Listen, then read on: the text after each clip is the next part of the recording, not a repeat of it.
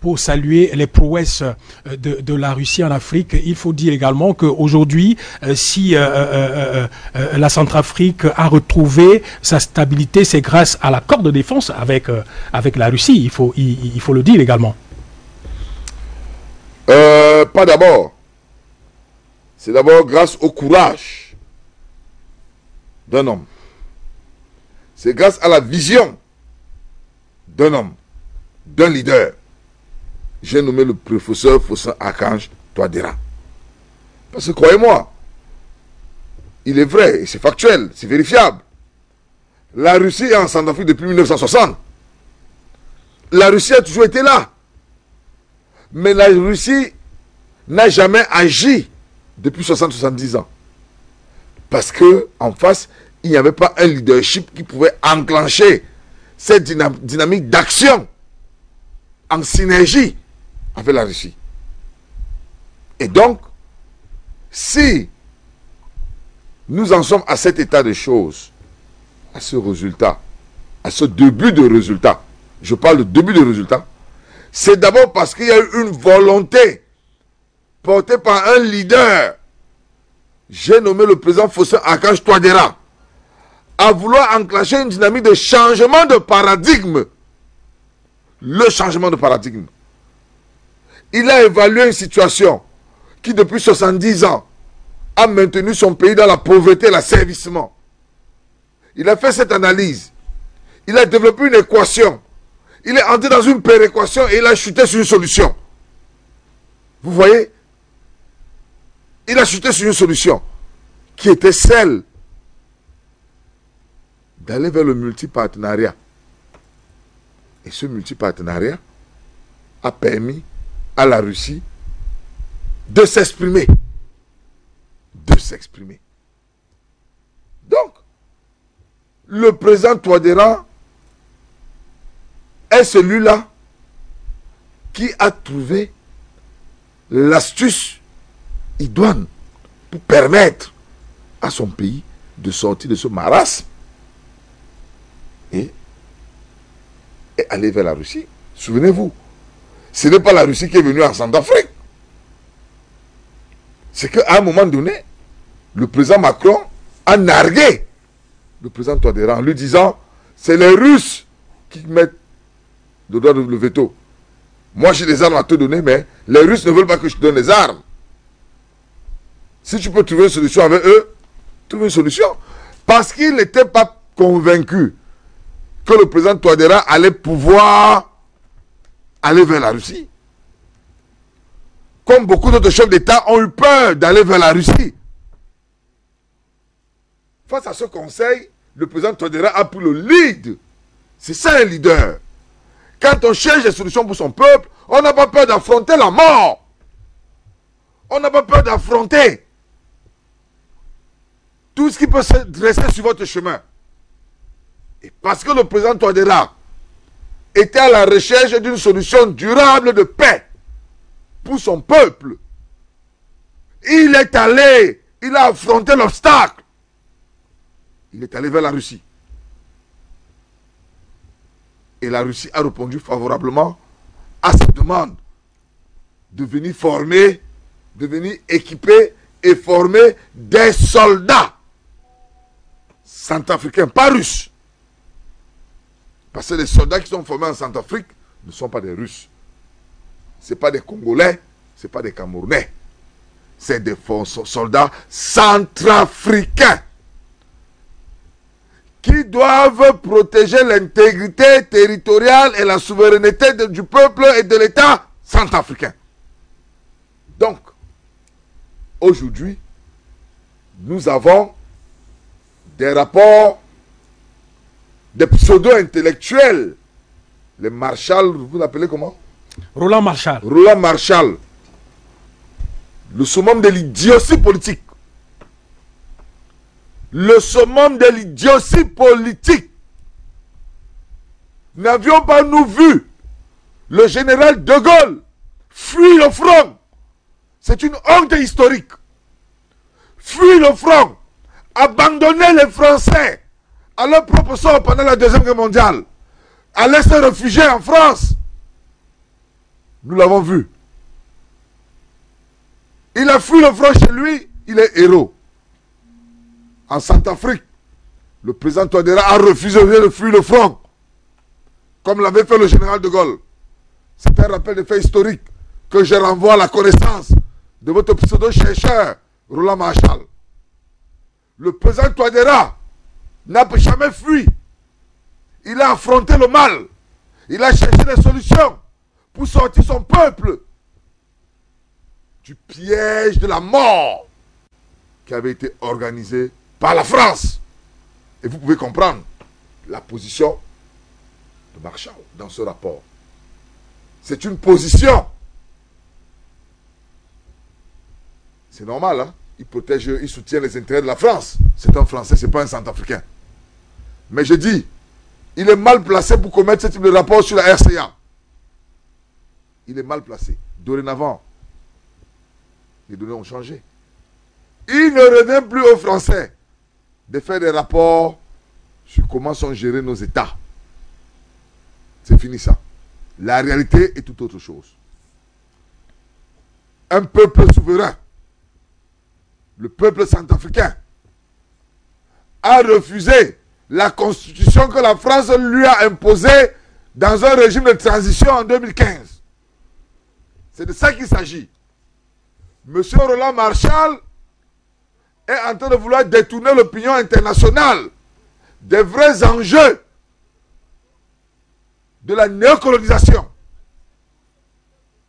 La constitution qui a été imposée au peuple centrafricain en 2015 était une constitution taillée sur mesure par la France pour protéger les intérêts de la France.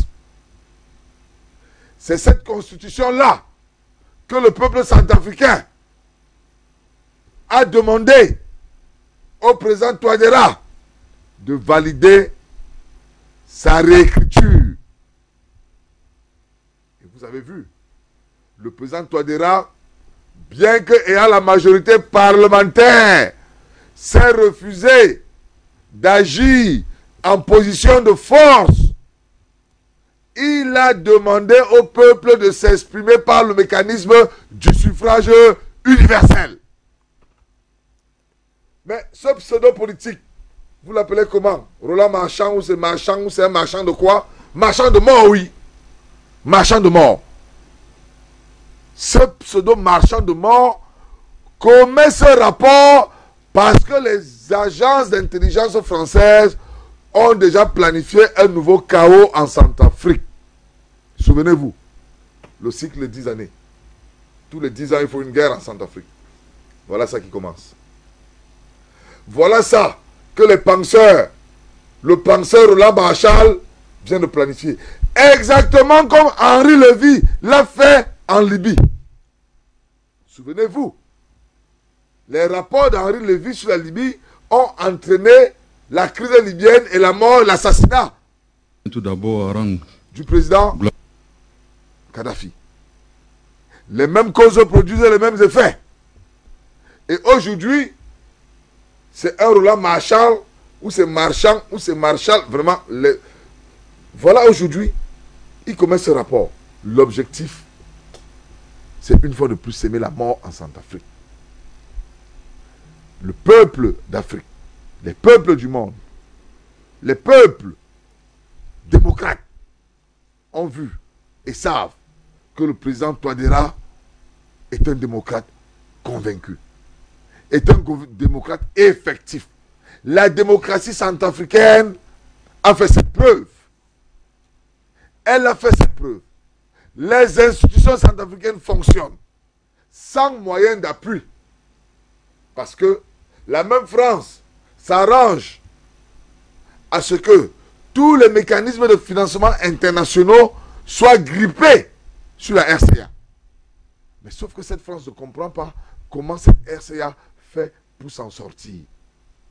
Et donc, elle décide donc d'accentuer la pression, allant jusqu'à la planification d'un chaos généralisé. Et donc, ce rapport annonce le chaos généralisé planifié par les officines d'intelligence françaises. Mes très chers frères, réveillons-nous. Réveillons-nous. Le monde nous regarde. Que l'Afrique se mette ensemble. Que l'Afrique se réveille. Que la jeunesse panafricaine soutienne les actions du président Touadéra. Refuse cette effusion de sang qui est planifiée depuis Paris contre le peuple centrafricain. Et dans la foulée, la même France tend la main. Elle invite. Elle invite pourquoi? Embrasser pour mieux tuer. Monsieur le président Touadéra, faites attention. Monsieur le président Touadéra, faites attention. La France a une maxime qu'elle applique. Se méfier de ses amis. Garder ses amis proches de lui. Mais toujours avoir ses ennemis plus proches. Pour mieux les étouffer. Depuis un moment, nous voyons un bal qui s'opère. Paris, qui essaye, dans la nature de ses relations avec la RCA, de présenter aux yeux du monde une parfaite amitié. C'est une amitié de façade. C'est un leurre. Vous ne pouvez pas prétendre que vous êtes l'ami du peuple centrafricain et planifier des coups et laisser vos pseudos intellectuels pondre de tels rapports. Quel autoritarisme en Centrafrique? Lorsque, aujourd'hui en Afrique francophone, c'est l'un des rares pays qui n'a pas de prisonniers politiques. De quel autoritarisme parle-t-on? Le seul pays du précaré français qui n'a pas permis que Paris vienne imposer un chef d'État, c'est la RCA. De quel autoritarisme parle-t-on? De quel autoritarisme? Le seul pays d'Afrique francophone qui soit à organiser un référendum pour modifier, pour réécrire une constitution. Montrez-moi le pays d'Afrique francophone qui l'a fait. Montrez-nous. Sur les 14 ou 15, il y a à peine 3 ou 4. De quel autoritarisme parle-t-on? L'autoritarisme d'avoir refusé de mourir. L'autoritarisme de refuser que la France continue de piller la RCA. Si c'est le cas de le dire, nous allons le dire. Mais si c'est ça l'autoritarisme, pour nous panafricanistes, c'est le bon autoritarisme. C'est cet autoritarisme qui permet de protéger les populations, qui permet de se battre pour que les populations se développent. Mais si c'est de cet autoritarisme dont parle Marchand, très honnêtement, je pense qu'il devient sénile. Dieu confond toujours nos ennemis. Dieu va les confondre et va les envoyer à la folie. Les intellectuels français deviennent fous. Ils sont en train de perdre l'Afrique par leur propre faute. Kadhafi vous avait dit, le Sahel est un endroit complexe. Le Sahel, la démocratie appliquée au Sahel, c'est la démocratie des tribus. Il faut respecter. Et je reviens à la notion culturelle. Respectez les cultures des autres. Ne leur imposez pas vos civilisations et vos cultures. Dans la zone du Sahel, les gens vivent en tribu. Et Muammar Kadhafi l'avait compris. Il gérait les populations de ces zones en tribu, en clan. Et ça marchait. Ça marchait. On est venu dans cette zone. On a voulu imposer une civilisation, une manière de faire. Et aujourd'hui, on se retrouve avec un terrorisme ambiant. Et comme les mêmes causes produisent les mêmes effets pour les idiots, pour ceux qui ne comprennent pas que lorsqu'on emprunte une voie et que l'on s'est trompé, l'on doit revenir au carrefour pour changer de voie. Les Occidentaux n'ont pas compris que la voie qu'ils essayent d'imposer à l'Afrique est une voie qui ne peut plus marcher avec les nouvelles générations.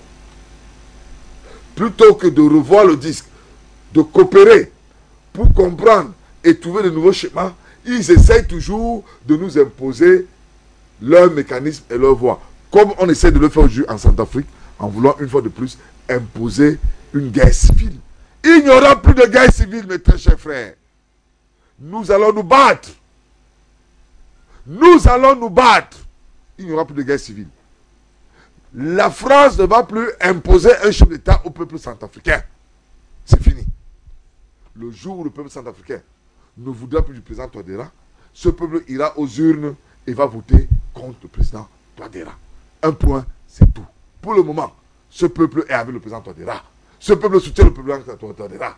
Ce peuple est contre la mort. Ce peuple est contre les rébellions financées par la France. Ce peuple est contre les groupes armés qui gangrènent le pays, qui volent les matières premières pour les vendre aux multinationales françaises. Et c'est pour cela que ce peuple a décidé de bloquer la route à l'impérialisme français, masqué et accompagné par certaines autres puissances et d'autres outils de la politique onusienne. Parce qu'aujourd'hui, il faut comprendre que la France évolue maintenant, mène des actions en synergie avec d'autres entités telles que certaines structures du système onusien, certaines structures du système européen, qui sont des structures qu'ils ont mis sur pied pour garder l'hégémonie dominatrice sur les peuples d'Afrique. Mais aujourd'hui, il y a des nouveaux dirigeants qui émergent, des nouveaux leaders qui émergent avec une autre manière de voir, une autre manière de penser, qui n'utilisent pas les armes pour combattre la France qui arme leurs adversaires. Ils utilisent les moyens de l'intelligence. Ils utilisent les moyens du cerveau, l'intellect. Ils utilisent d'autres moyens. L'arme la plus redoutable, c'est l'intelligence. C'est cette arme-là qu'aujourd'hui les nouveaux leaders africains utilisent pour contourner la France. Mais comme la France s'est sclérosée du cerveau, elle n'arrive plus à se mettre à niveau et à faire face à ces nouveaux leaders dans le champ de la bataille intellectuelle. Elle est obligée de repartir à des méthodes de barbarie. Les méthodes de barbarie de Barbouze, héritées de la colonie et de la dernière colonie, qu'il revient nous imposer dans ce temps contemporain. Mais c'est fini. Nous, notre génération, refuse la mort. Nos parents ont accepté la mort. Mais moi, je refuse la mort. Je refuse de repartir, moi, mourir sur les plages normandes comme mon arrière-grand-père, qui est mort pour la France, et aujourd'hui, la France vient génocider ses descendants. Ça, je refuse. Je meurs pour ma patrie. Ok. Je meurs pour l'Afrique. Je me bats pour l'Afrique. Et non plus pour l'Europe, et non plus pour la France. Et c'est ce nouveau lead qui guide le président Touadéra. Il se bat pour son peuple. Il se bat pour l'Afrique. Il se bat pour l'émancipation et l'avenir des peuples d'Afrique. Donc, je lance un appel à ces peuples d'Afrique de structurer une ceinture forte autour du Centrafrique. On veut tuer le Centrafrique parce que la France estime que c'est de la RCA qu'est partie la révolution qui a envahi le Niger, le Mali, le Burkina Faso. Il faut qu'on le dise aujourd'hui haut et fort. Et la France a décidé de sévir, de frapper dur le président Touadéra pour que les autres présidents, les autres peuples reculent. Mais sauf que la France a oublié une chose. Nous sommes une génération sacrifiée, une génération de déterminés. Si nous sommes prêts à aller mourir dans les fonds marins pour entrer en Occident, dorénavant nous serons prêts à mourir sur le continent pour protéger nos intérêts. Ok. Ok, voilà, merci Jules Ndiawe. Nous allons prendre Marie Poto Ramadan, citoyenne centrafricaine qui est avec nous. Bonjour et bienvenue sur Ligne Rouge. Bien, j'espère que vous me recevez. Oui. Bonjour à mon frère, compatriote, combattant Jules Ndiawe. Bonjour à tous les participants de cette émission de ce matin. Voilà, alors Marie Poto, Roland Marchard, sociologue français, hein, qui s'est donné pour boulot d'analyser la guerre civile en Afrique subsaharienne, vient donc de rendre public le résultat d'une étude où il peint complètement en noir les efforts du président Touadéra, où il revient sur l'épisode sombre de 2013. Il parle également de la fractition du pays avec la République de Bangui et tout ce qui se passe dans le pays. quelle est la lecture que vous faites sur la sortie de Roland Marchal aujourd'hui, qui pense que le changement de constitution en Centrafrique est une manière pour le président de rester au pouvoir, de garder son pouvoir et faire comme son prédécesseur l'avait fait pour perdurer à ce poste-là? D'accord. Bon, déjà, ce monsieur, je ne sais pas qui il est et de quel droit il se permet d'analyser la situation en République centrafricaine. Déjà, quand ces gens-là vous combattent, ça veut dire que vous êtes sur le bon chemin. Donc, je me réjouis de son analyse pourrie. Ça veut dire que le président Touadéra est sur la bonne voie. Nous qui connaissons mieux le président Touadéra ainsi que ses prédécesseurs, nous nous réjouissions de l'occasion qu'il nous a donnée d'aller au référendum. Il aurait pu s'imposer comme ses prédécesseurs, changer la constitution sans pouvoir nous consulter et faire venir des étrangers pour venir réécrire la constitution. Là, pour une fois, et je m'en réjouis, j'ai moi-même été voté, j'ai choisi de voter parce que l'occasion m'a démocratiquement été donnée. Le président Touadéra n'est pas éternel, donc si nous décidons qu'il fait du bon boulot et qu'il faut qu'il reste, hein, il faut que son pouvoir perdure, ce qui n'est pas encore le cas, parce qu'il ne s'est pas prononcé sur un nouveau mandat. Mais cette constitution n'a pas été changée uniquement pour une histoire de troisième mandat ou pour un nouveau mandat. Donc les gens arrêtent de se faire des idées. Après, si c'est le cas, pourquoi pas? Pourquoi la France a-t-elle peur?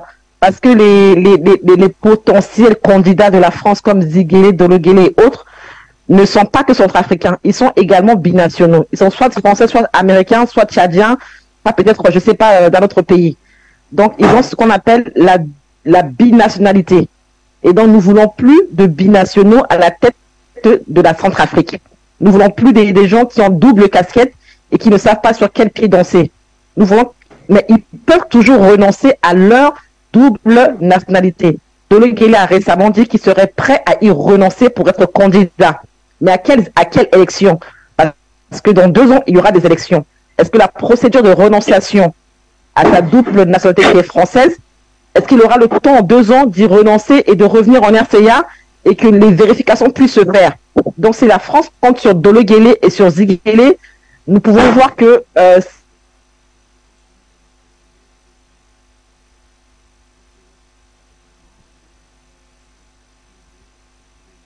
déjà mort, c'est déjà cuit, ce sera très différent. Le président Touadéra désire être candidat, il ne s'est pas prononcé, donc je ne peux pas dire qu'il sera candidat. Mais il fait un bon boulot, vous savez, pour poser les bases, ce n'est pas facile. Les gens pensent qu'on a un claquement de doigts, il peut tout changer. Non. On a connu plusieurs coups d'État, plusieurs mutineries. Nous avons reculé de presque 50 ans. Et nous savons que pour vraiment poser les bases, il faut plus de 10 ans. Mais ce n'est pas forcément avec lui, mais avec ses idées et celles de celui peut-être qui va suivre, qui va peut-être continuer l'œuvre après le président Touadéra. Donc on le laisse terminer tranquillement son mandat, parce que le perturber, eh ben nous on va repousser les élections si ça continue comme ça, si on continue de nous emmerder. En 2026, il n'y aura pas d'élection parce qu'il n'y aura pas les moyens, il n'y aura pas la paix en RCA pour qu'on puisse aller aux élections présidentielles. Donc nous ne mêlons pas des affaires de la France, nous ne mêlons pas de leurs lois à l'Assemblée nationale. Ils n'ont pas non plus à analyser ce qui se passe en RCA de façon obscure, voilà. Mais ils sont libres de faire ce qu'ils veulent, hein, mais de nous perturber comme ça, non. Donc moi, peu importe leur analyse, j'en ai rien à cirer. Je connais la situation de mon propre pays. Je sais le combat je connais le combat que mon président mène. Et moi, je le soutiens comme Jules Diawé. Et nous disons que ce que la France dit de la RCA, on s'en moque, mais complètement. On l'a coupé pendant 4 ans. C'est la France qui nous court actuellement derrière. Donc, ce n'est pas l'inverse. Donc, l'analyse de ce monsieur-là, j'en ai rien à cirer, c'est son problème. Soutien total et indéfectible au président Faustin Archange Touadéra. Merci. Voilà, merci, vous ne partez pas. On cherche à comprendre réellement pourquoi est-ce que, c'est vrai, Jules Diawé l'a dit, pourquoi est-ce que la France s'entête? Parce que visiblement, quand aujourd'hui les résultats d'une étude comme celle-là viennent à mettre en mal, parce que là c'est mettre en mal le pouvoir de Bangui, on se pose la question concrètement, oui, la Constitution a été changée. La France a peur de quoi concrètement? La France a peur qu'un de ses candidats, un de ses favoris, ne puisse pas poser sa candidature, c'est tout. Si Dologuélé, si Ziguélé, qui sont les marionnettes de la France, ne sont pas candidats, ce sera compliqué pour eux de revenir. Nous voyons comment le président Touadéra, avec stratégie et sagesse, a pu faire partir l'armée française. Il n'y a plus de militaires français en RCA. Tous ceux qui viennent en sous-marin à travers la MINUSCA. Donc la crainte de la France, c'est de ne pas pouvoir avoir Ziguélé et Dologuélé ou bien Bolingumba qui sont des marionnettes afin de revenir et de chasser nos partenaires fiables comme le Rwanda, comme la Russie et comme certains agents peut-être de, je sais pas, du Burundi ou bien d'autres pays de la sous-région qui nous ont aidés en moins d'une année à nous débarrasser des mercenaires de la République centrafricaine. Ces mercenaires qui sont là depuis l'époque de l'ancien président Ange Félix Patassé.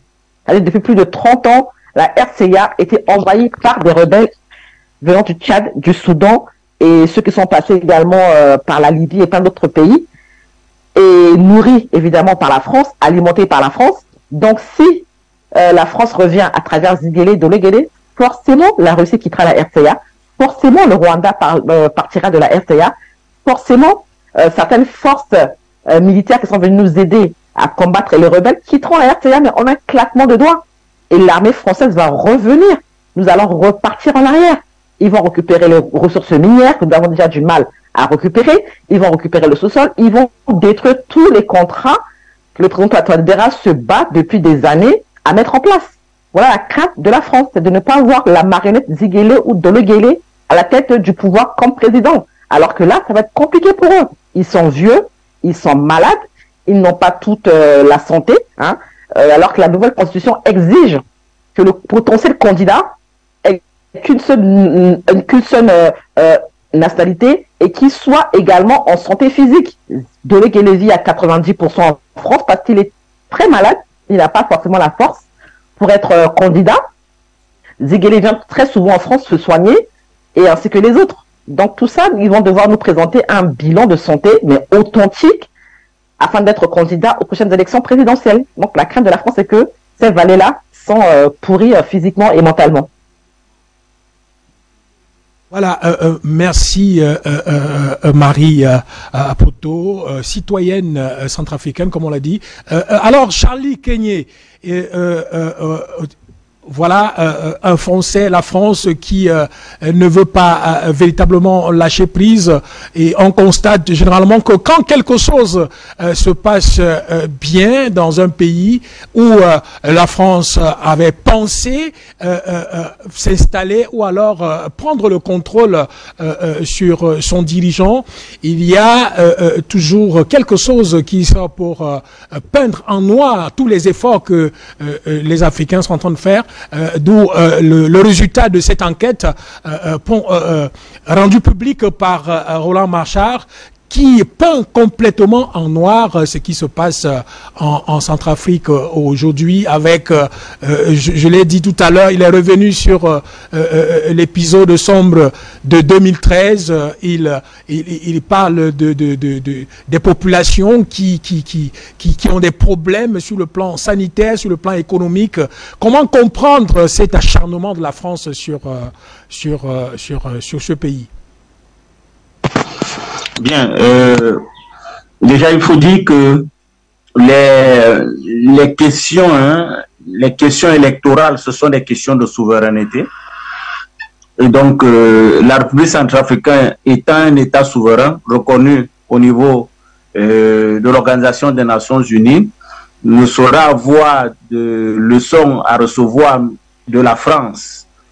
C'est-à-dire que lorsque la France parle des problèmes de politique interne, à ce que je sache, le peuple centrafricain ou encore moins le peuple africain ne se prononce sur les problèmes de politique interne de la France. Donc la France n'a ni la qualité, encore moins la légitimité de parler des problèmes de politique interne en Afrique. Non, il faut déjà qu'on se comprenne déjà sur cette base-là. La seconde des choses qu'il faut dire, c'est que, vous savez, lorsqu'on voit les attaques qui sont menées contre le président Faustin Archange Touadéra, le processus de révision de la Constitution qui a été fait, la réécriture de cette Constitution qui a été fait de ce côté-là, est un acte historique déjà parce que elle a permis au peuple centrafricain de se constituer. C'est ça la Constitution. La Constitution, c'est amener un peuple à se constituer, à définir le modèle de gouvernance qu'il voudra appliquer à lui-même, mais mieux encore donner les objectifs à atteindre sur un intervalle de temps. Et donc, de nature, vous avez, frère Jundiawa bien fait de le rappeler que, à l'exception de la République centrafricaine et du Mali, vous pouvez citer un exemple d'un État qui appartient au giron France, qui a eu à véritablement s'asseoir et à se constituer. Je n'en connais pas. C'est-à-dire que la plupart des autres Italo-Cameroun actuellement ne sont pas des constitutions, sont des torchons. Parce que ce sont des pâles copies des gens qui se sont assis dans des laboratoires et qui ont pensé l'Afrique selon leurs rêves. Nullement les peuples africains ne sont constitués. Donc c'est un acte historique qui s'est passé du côté de la République centrafricaine parce que le peuple centrafricain s'est assis et a décidé de se constituer. Alors qu'est-ce qui fait mal? Ce qui fait mal, c'est que derrière tout ce qu'il y a de beau dans cette constitution, parce qu'il y a tellement de bonnes choses à l'intérieur, on pourrait faire des dizaines d'émissions dessus pour en parler, mais les gens préfèrent s'attaquer uniquement à un seul élément, à savoir la qualité que donne cette constitution au président Faustin Archange Touadéra de pouvoir se représenter. Mais qu'est-ce qui les dérange? Quelle est cette phobie du président Faustin Archange Touadéra? Mais je n'arrive pas à comprendre. Mais ce sont ces gens qui nous ont parlé de la démocratie comme étant la volonté, l'émanation du peuple à décider par lui-même, pour lui-même et avec lui-même. Mais qu'est-ce qui les dérange si le peuple centrafricain décide de choisir comme président le président Faustin Archange Touadéra? Mais c'est pas ça l'émanation de la démocratie. Mais libre au peuple centrafricain, s'ils décident que ce président soit président à vie, mais c'est leur choix. C'est leur expression le plus démocrate, la plus démocratique qu'il soit. Alors, pourquoi est-ce que cela devrait déranger? Mais simplement parce que c'est un président qui travaille à l'intérêt de son peuple. Et vous allez voir qu'à chaque fois qu'un président en Afrique travaille à l'intérêt de son peuple, il y a toute une propagande qui se met en place pour le diaboliser, pour le détruire, pour faire de lui un paria. C'est valable un peu partout dans le monde. Ce n'est pas simplement une caractéristique africaine. Vous verrez que même ailleurs, regardez ce qui se passe aujourd'hui avec le président russe Vladimir Poutine. Quelqu'un qui a plus de 87% de sondage d'intention de vote par le peuple russe, mais regardez comment il est traité par les médias occidentaux. Regardez ce qui se passe. La plupart des États où vous avez un chef d'État qui est adulé, qui est aimé par son peuple, mais immédiatement il est diabolisé par l'Occident, simplement parce qu'ils n'ont pas besoin de chef d'État véritablement démocratiquement élu, comme il le rappelle à longueur de journée sur les médias. Non, ils n'ont pas besoin de ce genre de chef. Ils ont besoin des chefs occidentalement choisis, c'est-à-dire que lorsqu'ils parlent d'un chef qui est démocratiquement élu en Afrique, en réalité, c'est un chef qui est occidentalement choisi.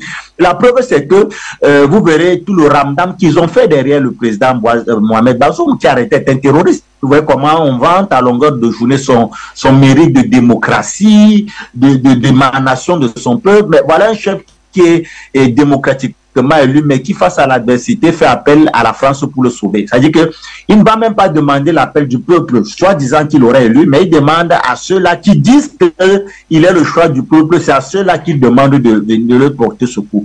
Vous comprenez que quand nous sommes dans ce genre de rhétorique, on ne devrait même pas s'intéresser à ce qui vient de ces gens-là. Et le média qui aujourd'hui veut diaboliser le professeur Faustin Archange Touadéra, rappelons que lorsqu'il prend la Centrafrique, c'est un non-État. À un moment donné, lorsqu'on veut être sur lui, il faut véritablement qu'on pose les faits sur la table. Lorsque le président Faustin Archange Touadéra prend la Centrafrique en main, c'est un non-État. C'est un non-État. Catherine Samba Panza, je pense qu'elle est mieux placée pour le confirmer. C'était un non-État. Et je crois qu'il y a une anecdote qui nous vient de ce côté-là. Je crois que mon aîné Jundia sur le plateau peut le confirmer. Lorsque Catherine Samba Panza est prête à remettre les rênes du pays au professeur Faustin Archange Touadéra, vous avez Jean-Yves Le Drian qui arrive en cascade dans son bureau avec une pile de documents obligeant Catherine Samba Panza à les faire signer. Et elle le fait savoir, non, je n'ai nullement la légitimité, encore moins la légalité de signer ces documents, puisqu'il y a un président qui est démocratiquement élu. Selon vos caractéristiques, selon vos termes, à savoir le professeur Faustin, mais ça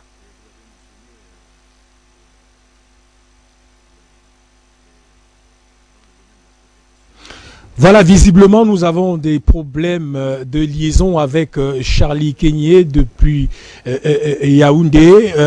Téléspectateurs, c'est votre instant. Vous pouvez appeler pour donner votre avis sur le sujet. Voilà, nous allons prendre directement ce téléspectateur qui est au bout de la... Bonjour et bienvenue sur une ligne rouge. Bonjour l'Afrique Média. Bonjour, c'est Fofana Abdelrahim depuis le Ghana. Je salue tous les panélistes et tous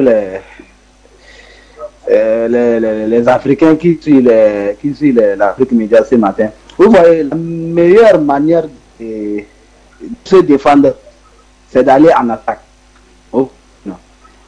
La France que nous crions, la France, toujours la France. Qui sont je ne sais pas quoi dire, les racines principales de la France? C'est comme Ouattara, les Bazou, les Talons, les Macky Sall, ceux qui se promènent librement en Afrique. Ils se promènent librement en Afrique et nous sommes toujours là. Ces gens, parce que la France voit les gens comme Ouattara, les Talons, les Macky Sall, le petit du Tchad. Les Forgnas, c'est à cause de ceux-là que la France est toujours là sur pied, mettre sa bouche en Afrique.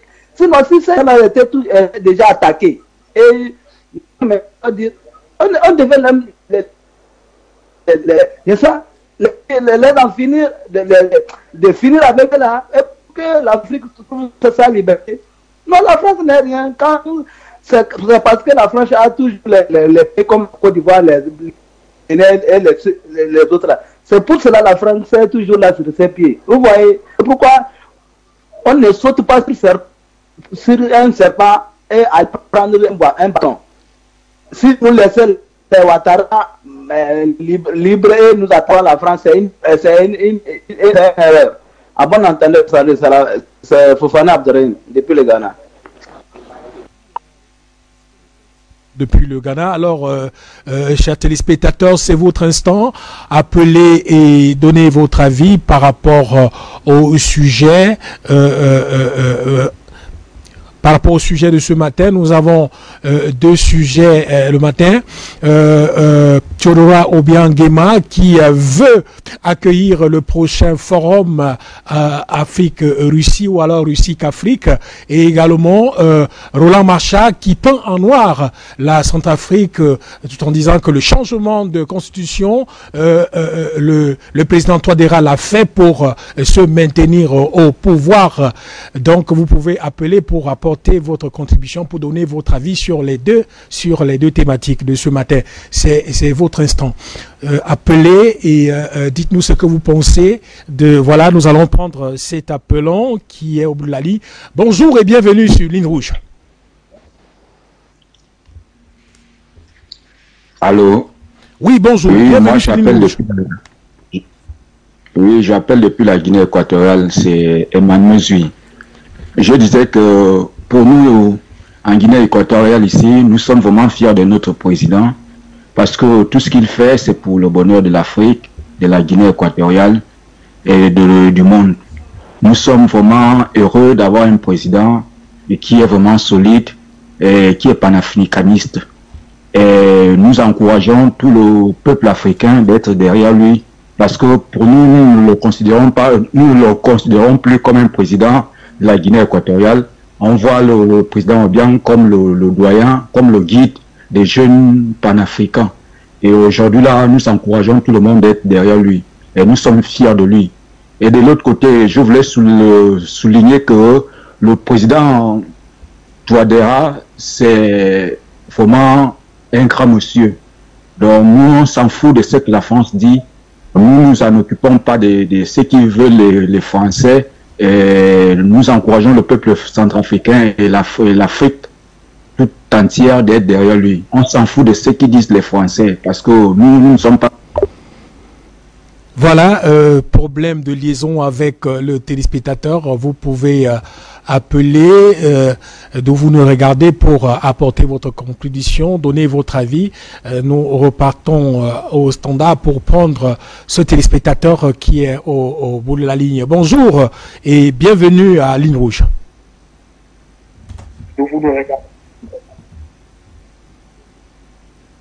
Bonjour. Bonjour Eric, bonjour à vos techniciens d'Afrique Média et je dis bonjour à vos invités qui sont sur le plateau, qui sont de l'autre côté des écrans. D'abord pour passer à ce sujet qui est sur le plateau ce matin, je voulais vous rappeler quelque chose. Depuis hier, je vous ai dit cela, mais ça continue. C'est-à-dire que l'émission Appel sur le continent, qui était l'émission des auditeurs, est devenue aujourd'hui une émission de rediffusion et en nous disant que c'est une émission en direct, or qu'elle n'est pas en direct. Alors si l'émission a été, comment dirais-je, supprimée, dites-nous, comme ça, nous, on ne peut pas venir. Parce que quand tu viens du travail, tu sais que tu veux intervenir, tu sais que cette émission va passer à telle heure, et que tu viens te pointer devant ton petit écran, et on te fait une petite révision que tu as déjà écoutée. C'est décevant. Alors donc, il est mieux de dire la vérité aux auditeurs que cette émission a été supprimée. Comme ça, nous, on ne peut plus espérer sur cette émission Appel sur continent. Je m'arrête là. Maintenant, je vais parler de ce qui se passe en Guinée équatoriale. Le président guinéen équatorien, vraiment, c'est un monsieur qui a la main sur le cœur. Il veut que l'Afrique avance. La manière que le monsieur il a pris le pouvoir, aujourd'hui, son pays est devenu comme, comment dirais-je, on peut le comparer à certains pays arabes qui ont développé leur pays avec leur pétrole. Et le monsieur, il a pris cette initiative de développer son pays comme des pays arabes, comme des pays européens, comme des pays occidentaux. Moi, je pense que ce monsieur il veut encore dire des choses claires. Bien sûr que l'Africain, il est lent dans ses décisions, mais quand il fait quelque chose, c'est quelque chose qu'il fait bien. Alors c'est pourquoi moi je l'encourage. Ce qu'il veut faire aujourd'hui, ce n'est pas toujours les Africains qui vont aller vers chez les autres, mais les autres peuvent venir aussi chez nous. On ne vit pas dans les arbres, on ne vit pas chez, comment dirais-je, comme ils le disent, on ne vit pas dans les arbres. Nous avons aussi des buildings comme ils ont conçus chez eux. Et d'abord, ces buildings qu'ils ont conçus chez eux, ce matériel vient de chez nous. Alors, donc, quand on veut avoir, comment dire, le respect vis-à-vis des autres, pour l'inviter chez toi pour voir ce que toi tu as dans ta maison. Alors, c'est une bonne chose que le monsieur qu'il a mis sur la table. Il faut que les Africains, tous les Africains, se mettent derrière lui pour que cette fête puisse réussir. Parce que tout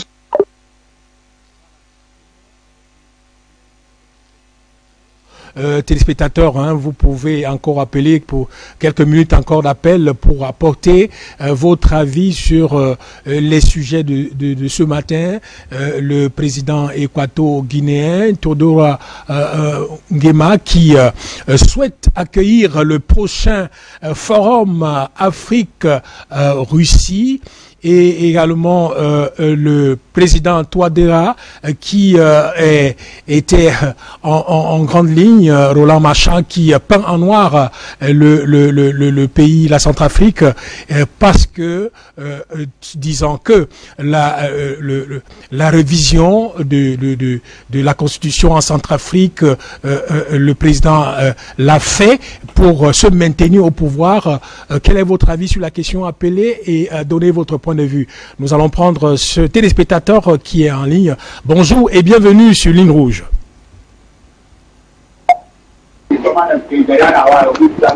C'est M. Foufanard qui est de retour. Vous voyez, je vous en prie, pardonnez-moi. Des problèmes de connexion avec l'appelant. Vous pouvez appeler pour apporter votre avis à notre téléspectateur en ligne. Bonjour et bienvenue sur Ligne Rouge. Allô, bonjour. Oui, bonjour, monsieur Eric. C'est Zénatala qui appelle. Oui. Merci.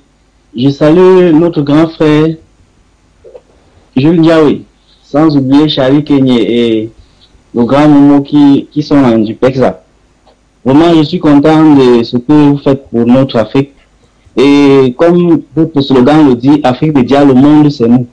Je crois que Obiang Nguema nous montre vraiment cette vision de l'Afrique. Une Afrique qui veut que la dignité humaine soit respectée dans tout le monde entier. Je crois que le président Obiang Nguema vient de nous le témoigner en demandant le sommet Russie-Afrique que nous allons appeler Afrique-Russie. Donc je salue ce grand penseur et cette grande sagesse que notre patriarche Obiang Nguema nous révèle encore ce jour. Pour la même histoire, je voudrais continuer à encourager le grand frère Jules Ndiaye. Nous savons ce qu'il fait comme bataille en RCA pour que le président centrafricain soit à l'abri des détracteurs qui est la France et ses gens. Je crois que la RCA est aujourd'hui la première fille de l'Afrique libre. Donc, le Mali n'est venu qu'après. Et nous avons intérêt à tout faire pour que rien n'arrive au président Touadéra. Donc, je soutiens grandement tout ce qu'il est en train d'entreprendre pour une Afrique libre, pour une Afrique digne, pour une Afrique respectée. Parce que c'est tout ce qu'il demande. Il n'a rien fait d'autre. Il demande que son pays soit respecté. Comment comprendre que tu es dans ton pays et quelqu'un vient de l'extérieur et te dit tu as le droit d'utiliser telle arme, tu n'as pas le droit d'utiliser telle autre arme. Mais nous sommes dans quel monde ça? Il faut que ça change, que ça s'arrête. Déjà, nous saluons le Mali qui est allé très fort dans le créneau. Et nous croyons que même la Centrafrique vaincra cette bataille. Afrique média, le monde, c'est nous. Nous vaincrons. Bonne mission. Voilà, merci Séverin. Nous retournons au plateau avec Jules Ndiaye.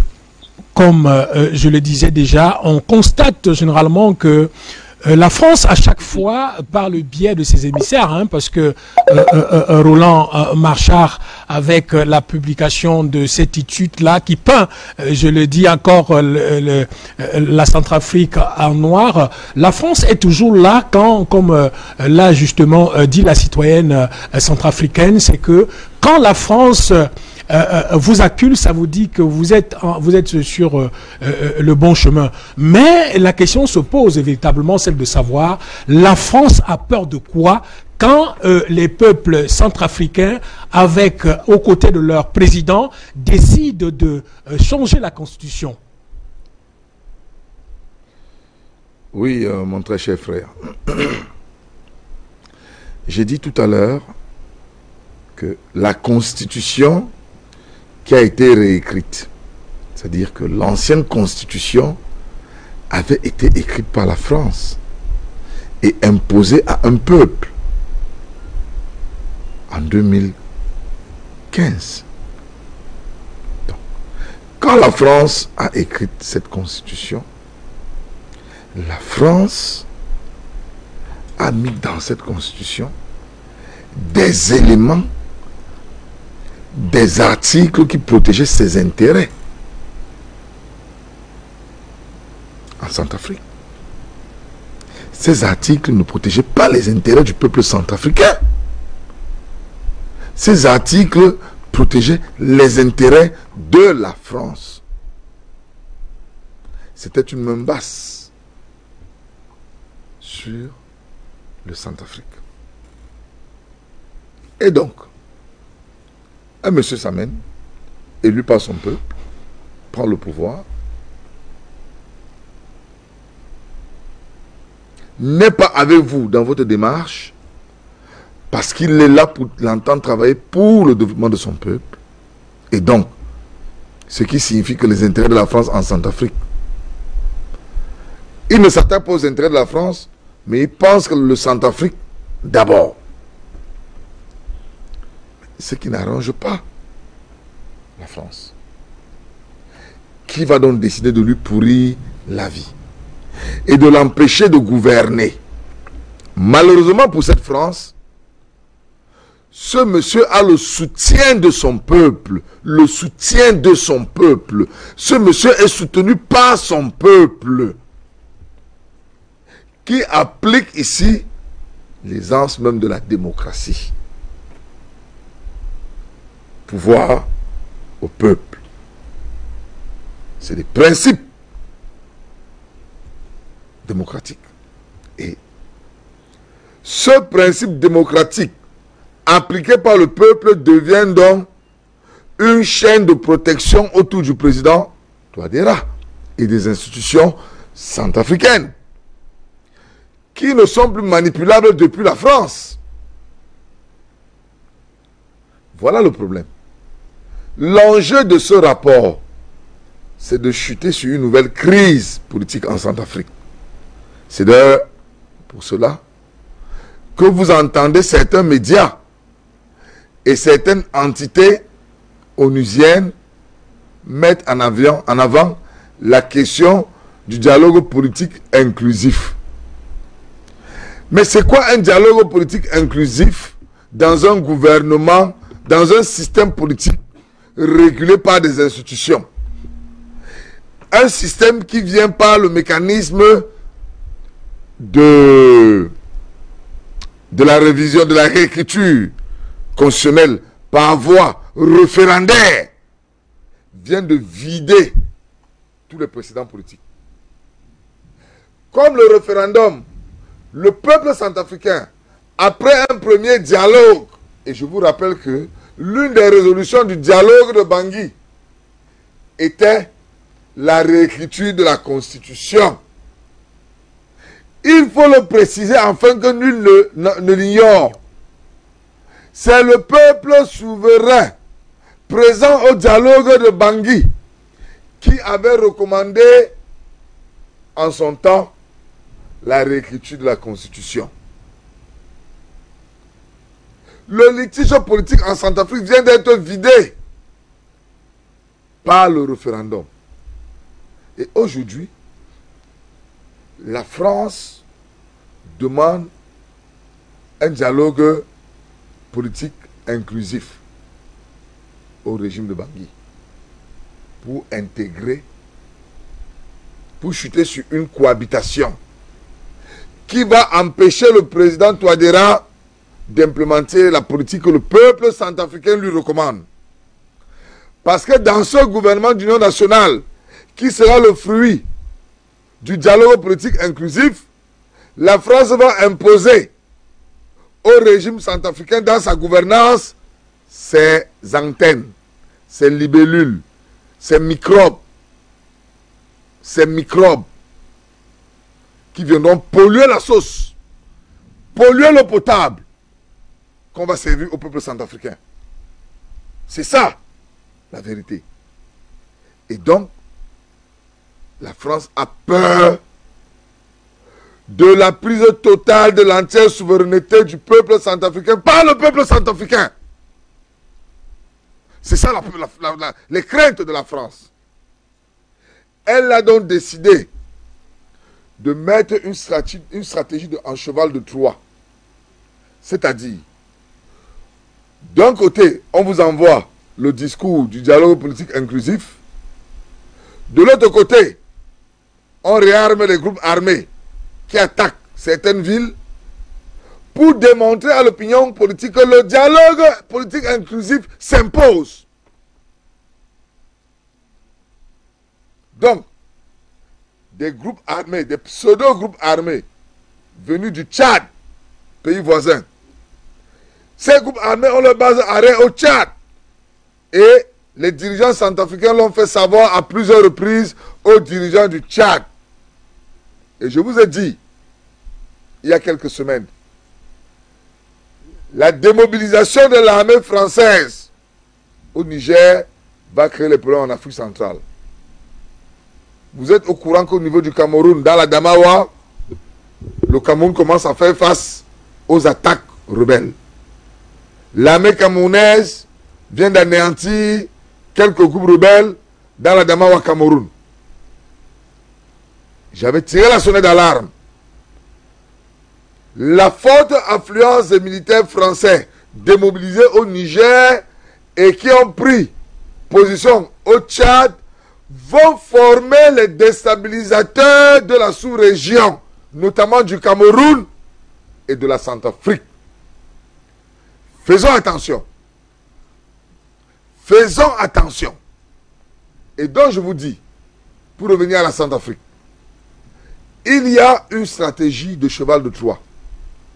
Dialogue politique inclusif qu'on a mis dans la bouche de la représentante de l'ONU en Centrafrique.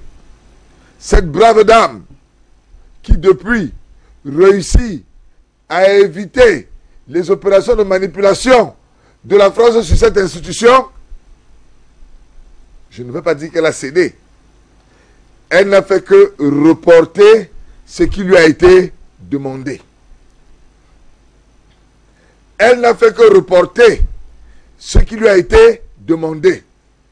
Je suis persuadé que de sa conviction personnelle, parce qu'elle est sur le terrain et parce qu'elle connaît les réalités, elle sait très bien qu'un dialogue politique inclusif n'est pas possible en Centrafrique. Elle le sait parce qu'elle vit le Centrafrique. Elle ne reste pas à Paris comme M. Marchand pour écrire sur le Centrafrique.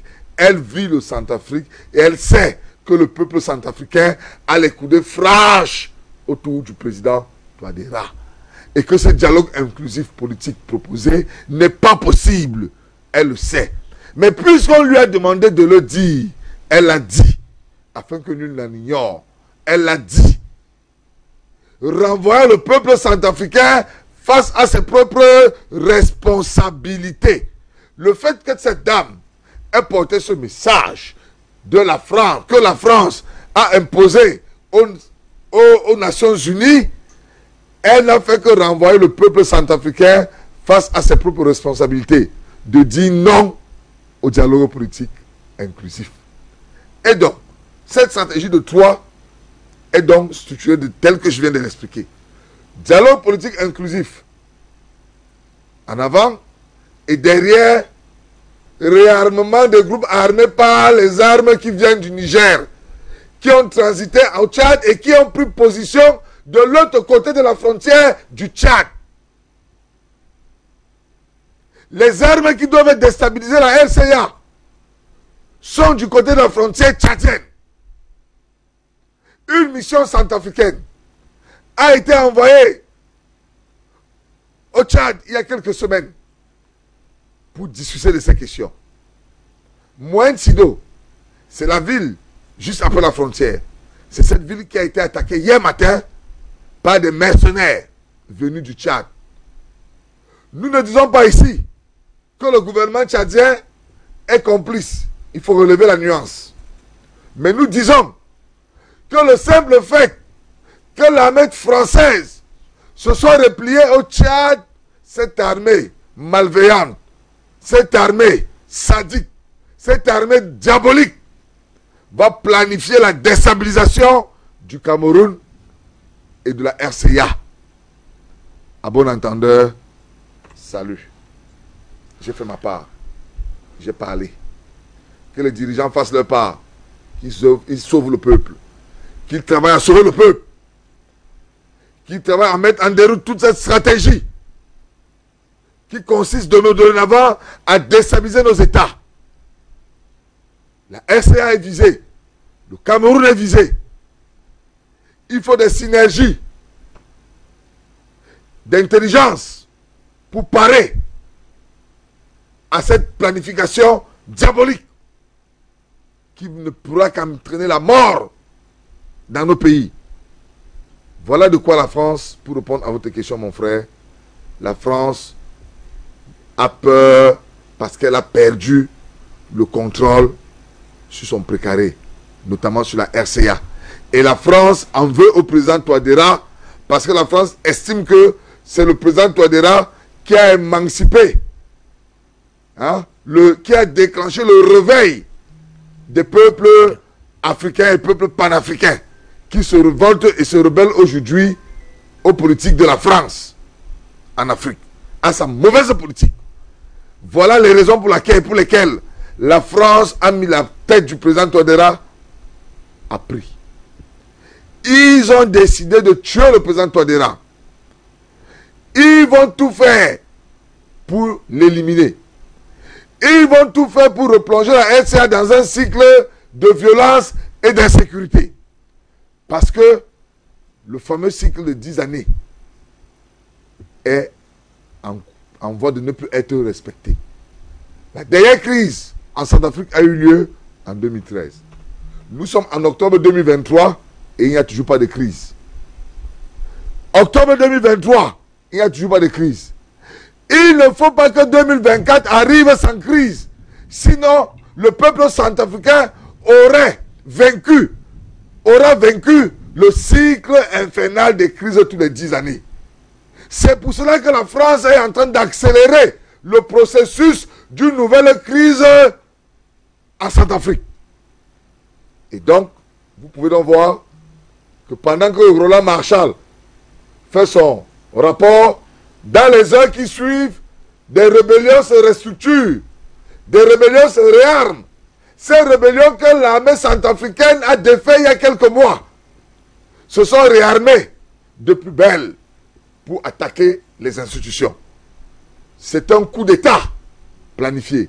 Et pendant ce temps, pendant qu'on planifie le coup d'État, pendant que les rebelles attaquent Bangui, attaquent les positions des FACA à la frontière du Tchad, la France invite le président Touadéra à Paris.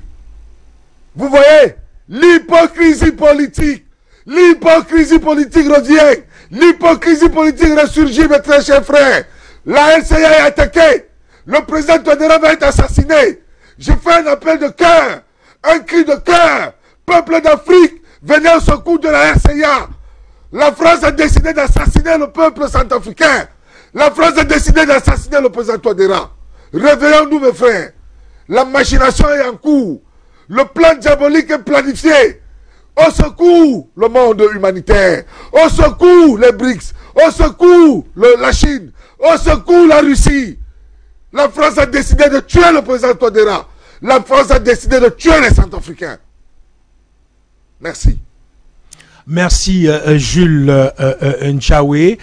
Nous allons prendre Marie Poto Ramadan, citoyenne centrafricaine.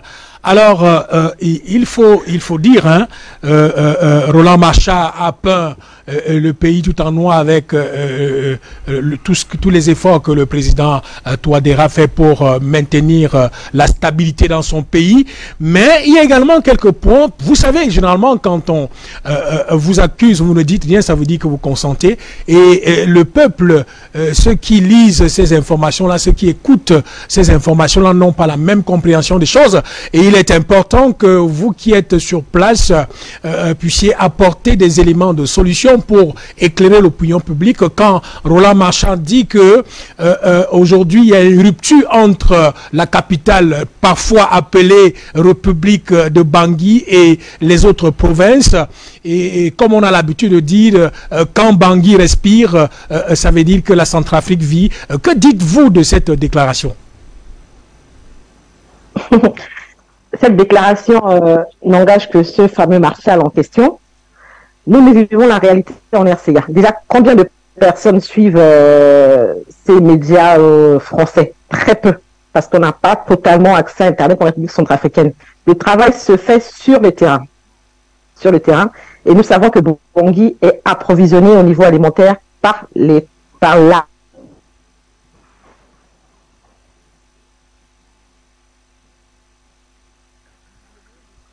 la nourriture vient spécialement. Après, les gens là-bas, ceux qui cultivaient, continuaient à ramener de quoi manger à Bangui. Donc, si l'arrière-pays allait mal, Bangui mourrait de faim à l'heure où nous sommes. Et ce qui n'est pas le cas. Même si financièrement, les gens ne mangent pas 3-4 fois par jour. Et nous savons que les bonnes choses sont en province. Et comme la France et ses valets n'ont plus accès à toutes ces bonnes choses auxquels nos militaires français, nos militaires russes, rwandais, nos alliés et nos FACA bénéficient. Donc c'est ça qui leur fait mal. Parce que la nourriture bio se trouve dans l'arrière-pays, ils n'y ont plus accès. Mais à Bangui, les choses se font petit à petit, mais sûrement, comme je l'ai déjà rappelé, poser les bases, ce n'est pas facile. Si la RCA avant le président Touadéra était un État, on n'en serait pas là. Ça fait 7 ans qu'il est à la tête du pouvoir, les choses auraient largement évolué. Mais il n'y avait plus d'État, il fallait poser les bases Et les gens pensent que poser les bases, ça se fait en un claquement de doigts, ce qui n'est pas vrai, parce que les traites sont toujours là. Les traites ne sont pas forcément identifiables. Et même s'ils le sont, il n'est pas forcément conseillé de d'éloigner les traîtres. Parfois, il faut les avoir près de soi pour pouvoir les contrôler. Donc moi, j'ai entièrement confiance, comme la plupart des Centrafricains, au président Faustin Archange Touadéra. Entre ce qui se dit dans les médias français et ce qui se passe, ce qui se vit sur place, il y a un grand fossé, hein, comme l'a rappelé mon frère Jules Jaoué, la représentante de la MINUSCA en RCA vit la chose, vit la situation.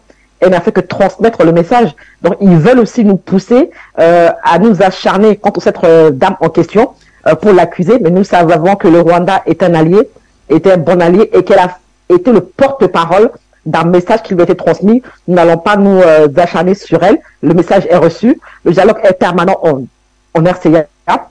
On sort à peine d'un dialogue. Donc, s'ils pensent qu'il en aura un avant les élections municipales, je pense qu'ils se mettent le doigt dans l'œil. Il n'en aura pas. S'il veut dialoguer, qu'il aille à l'Assemblée nationale, dialoguer là-bas. Et sachez que tous ces opposants politiques ont des branches armées. Hein. Ce sont des rebelles en costume.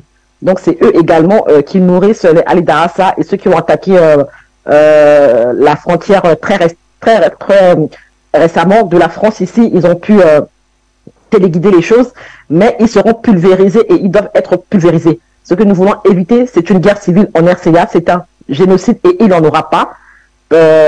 Avec ce que le président Touadéra fait et par la grâce de Dieu, nous allons arriver en 2024 sans qu'il ait un souci.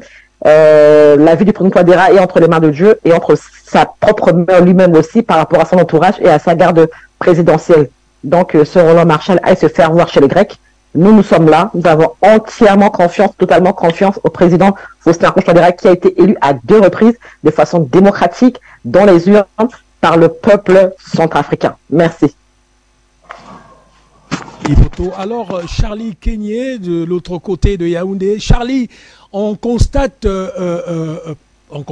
pour le déplorer le fait que la France, aujourd'hui, qui comprend, elle a perdu du terrain en Afrique, veut, à travers Roland Marchard, à travers cette étude-là, comme l'a dit tout à l'heure Jules Njaoué, soulever le peuple centrafricain. C'est la raison pour laquelle j'ai demandé à Marie Poto de dire quelque chose, d'expliquer, elle qui est citoyenne centrafricaine, de dire réellement ce qui se passe sur le terrain, parce que ceux qui écoutent les informations ou alors lisent ces informations-là n'ont pas la même compréhension des choses et parfois n'ont pas la capacité de vérifier, mais il est toujours bien de les rassurer, parce que aujourd'hui on comprend que la France, ayant perdu tous ses moyens, va user de toute autre stratégie pour déstabiliser les pays-là dont elle pensait avoir le monopole. Donc, on peut dire également que la sortie, la mise en public d'un tel résultat de cette étude est une façon de monter le peuple centrafricain contre le pouvoir en place. Ce qu'il faut dire, il faut pas considérer ce torchon autre que ce qu'il n'est réellement, à savoir un torchon. Faut pas qu'on donne de la hauteur, hein, de l'importance à ce qui s'apparente simplement être simplement de la propagande. Hein. C'est de la propagande et ça l'État français nous a habitués à cela. On ne devrait pas s'en inquiéter. Et il faut également dire que lorsque vous étudiez les mécanismes avec lesquels la DGSE a toujours eu à opposer les Africains entre eux, ce torchon répond à cette question-là. Pourquoi? Parce que en Europe, en Afrique, ils ont toujours su opposer les ethnies et les tribus entre eux. Et lorsque cela ne fonctionnait pas, ils créent des problèmes de langue, c'est-à-dire que quand ils n'arrivent pas à opposer au niveau du Cameroun, à l'extrême nord, les Arabes Choua et les Mosgoum, quand ils n'arrivent pas à opposer les tribus entre eux, et bien qu'est-ce qu'ils font? Ils jouent sur le levier de la langue, c'est-à-dire qu'ils opposent les francophones aux anglophones, alors qu'en réalité, nous sommes tous africains. et nous ne saurions nous identifier à travers une conséquence de la Seconde Guerre mondiale. Vous verrez par exemple au Cameroun, si ce n'est le prisme sous lequel d'aucuns voudraient catégoriser les crises sécuritaires qui sévissent dans les régions du nord-est et du sud-ouest Cameroun, où on parle de crise anglophone. C'est comme si en réalité les ancêtres ou alors les populations qui vivaient dans ces localités-là, si vous les remontez à une ou deux générations, ils étaient francophones ou anglophones. C'est-à-dire qu'on joue sur ces leviers-là pour justement nous diviser. Quand ce n'est pas la langue, eh ben c'est sur le levier confessionnel, c'est-à-dire que on oppose chrétiens à musulmans. Donc ce sont des mécanismes qui sont connus. Quand vous analysez l'histoire du monde, quand vous analysez les mécanismes de soft power qui sont si chers à la CIA et à la DGSE française, vous comprenez que c'est des leviers sur lesquels ils ont l'habitude de jouer pour opposer les États africains. Mais quand on a fini de le dire, voilà pourquoi on ne devrait même pas s'intéresser à ce torchon. Parce qu'en réalité, c'est un torchon qui consacre simplement la propagande française. Il faut qu'on se dise les vérités. Le président Faustin Archange Touadéra, vous avez vu tout à l'heure, j'ai pas pu finir mon analyse.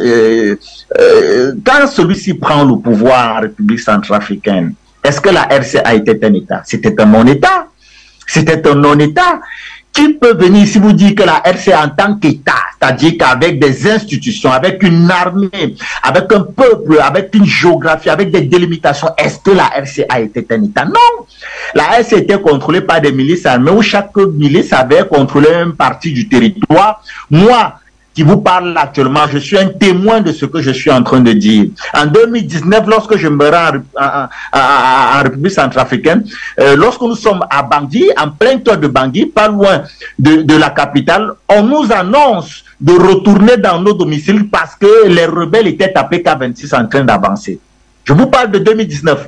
Les rebelles étaient à PK26 en train d'avancer. PK26, c'est pas loin, nous sommes là à Bangui. C'est à l'entrée de la capitale. Les rebelles étaient à PK26 en train d'arriver. Alors qu'est-ce que le professeur Faustin Archange Touadéra vient? Voilà quelqu'un, quand il arrive, le pays n'existe pas. On dit le gouvernement de Bangui contrôle à peine 10 à 15% de son territoire. Aujourd'hui, selon les mêmes statistiques, je parle des statistiques occidentaux, selon les mêmes statistiques, le gouvernement de Bangui contrôle aujourd'hui à peu près 97 à 98% de son territoire. Mais bon Dieu, qu'est-ce que vous voulez un pareil monsieur?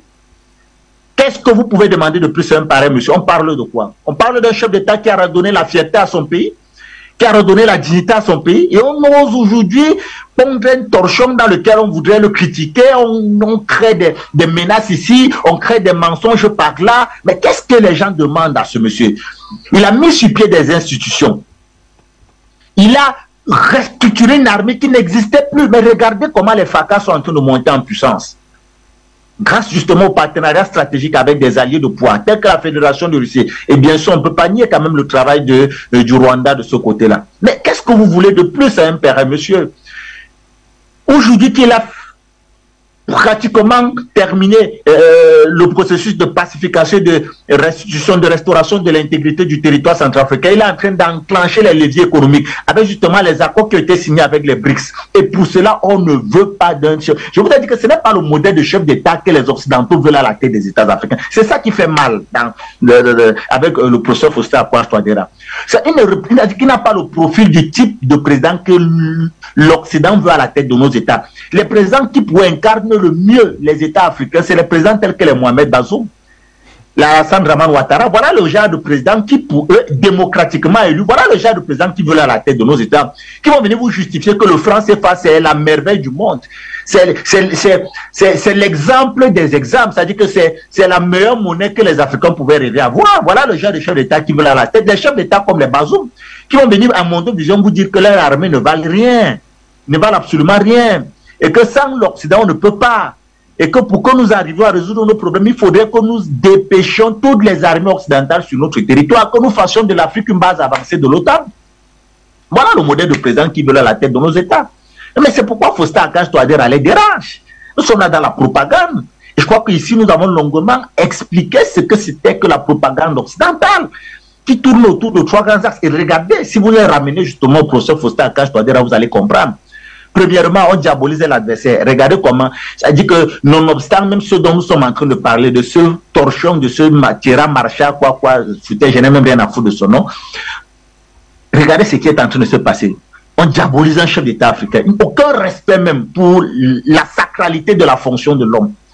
Parce que c'est eux qui nous parlent de cela, la sacralité de la fonction de l'homme. Aucun respect. Regardez comment ils parlent d'un chef d'État africain. Un mépris, un dédain. On ne reconnaît même pas lui les responsabilités. C'est-à-dire qu'on insulte le peuple qu'il a choisi. Vous pensez qu'on a encore l'obligation d'échanger avec de pareilles personnes? Je fais partie de ceux qui pensent qu'il faut même rompre les relations avec ces gens-là. Il faut rompre, on n'a pas besoin. Le fait même que le président Faustin Archange Touadéra récemment s'est rendu à Paris, pour moi, bon, c'est un chef d'État. Il a les éléments forcément sur lesquels il s'appuie que nous n'avons pas. Mais je fais partie de ceux qui pensent qu'il ne faille même plus échanger avec ces personnes-là. C'est quel mépris.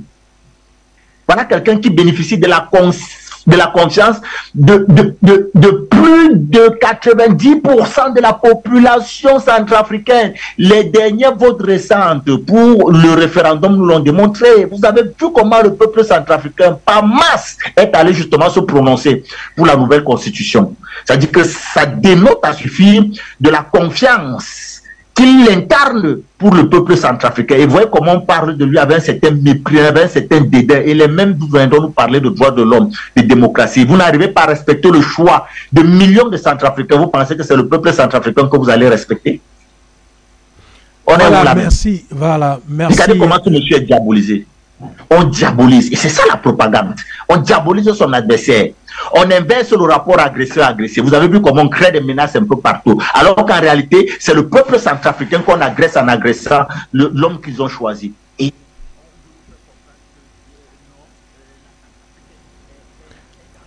Voilà, merci Charlie Kenyé. Nous allons sortir de l'émission. En 30 secondes, Jules Ndiawe, le mot de la fin pour sortir définitivement de l'émission. Oui, mes très chers frères, que l'Afrique reste mobilisée, que le peuple centrafricain soit unanime, soudé derrière le président Touadéra, derrière les institutions centrafricaines, et que le peuple africain, le peuple panafricaniste, reste soudé, qui se lève, qui se dresse contre l'autoritarisme français. On parlait d'autoritarisme de Marshall, c'est l'autoritarisme français, le néocolonialisme. Vous comprenez? La dictature des soi-disant forts, parce que nous ne sommes pas faibles. C'est la dictature des soi-disant forts. La France se dit forte. Vous n'avez qu'à voir au classement mondial quel rang elle occupe.